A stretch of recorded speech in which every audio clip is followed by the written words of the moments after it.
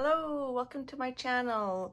Welcome to this edition of the hashtag Makers Creative Collab, which is a video hop hosted by the PM Artist Studio Facebook group called Makers of Mixed Media. If you go to their Facebook group, you'll also find lots of non-YouTubers creations on the theme for this month. And the theme for this month is I See, I Create. And I tried not to go literal, but then I ended up going literal because I have been collecting pouring paints, pouring things, acrylic pour items for a couple of years now. And this was the push I needed to actually make the plunge and try it out. I thought it would make a cool eye, like an iris. So rather than reinvent the wheel, since I don't have a lot of experience with acrylic pour, in other words, like I'm a total beginner, I did some research on YouTube and I found a couple artists that had done iris paintings, and the main inspiration for the pieces I'm going to show you today are me paintings, and I'll link that below, and also DC Fluids. So I'll link her below as well. And I for this one, I did a combination of those two techniques.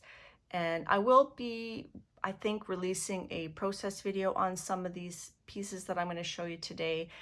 They might end up being more of like what not to do, because I made lots of mistakes and I am definitely not a expert at this technique.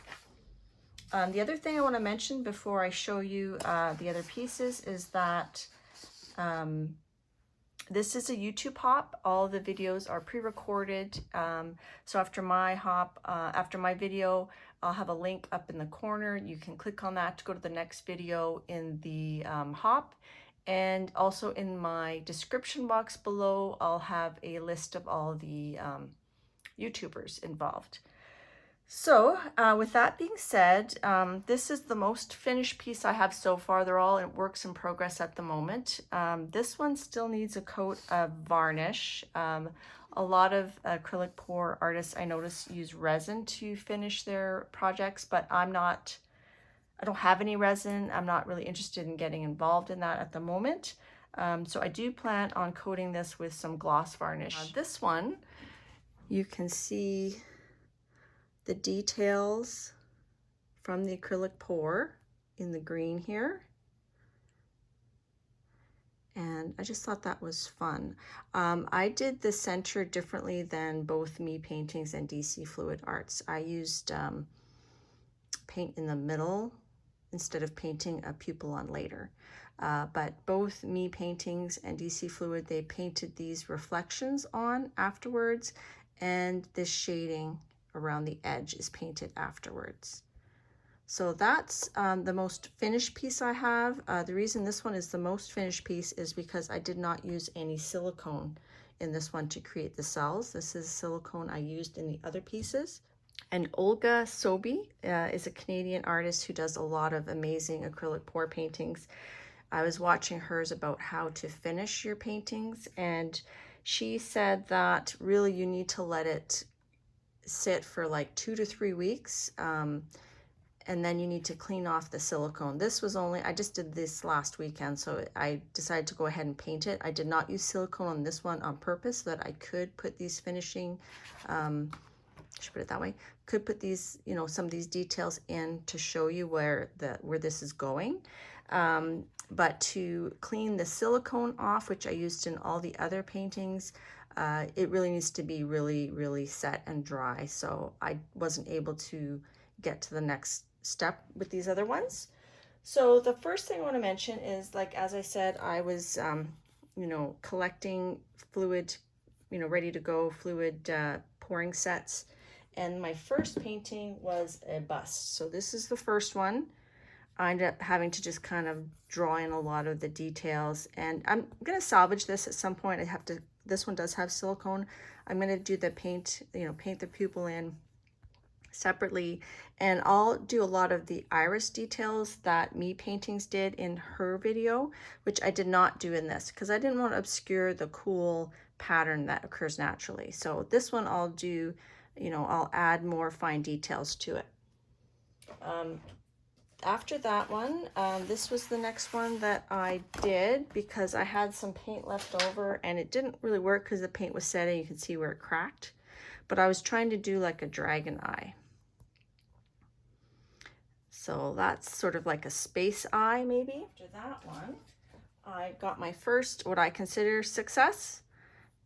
So this one is with silicone and using some blues. And I think that's going to look really nifty once I clean off the silicone and I do the shading and the reflection. My pupil's not quite round, but that's okay because I liked the detail that you get at the edge here. So I was quite happy with that one. That was my first success. Before that, I was thinking, I don't know, maybe this paint pouring business is just a waste of paint and a big mess.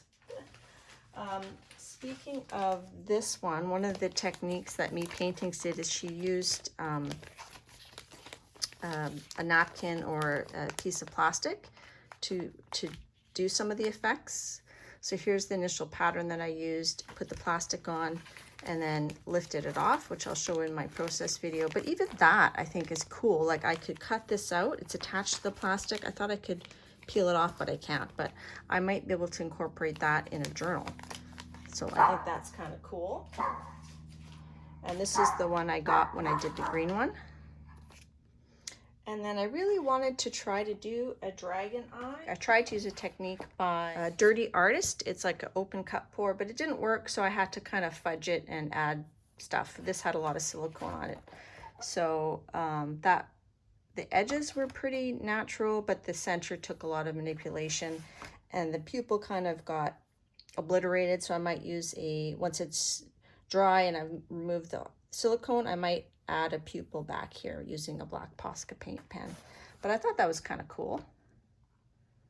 And the last one I did was this one here, and it was almost a success.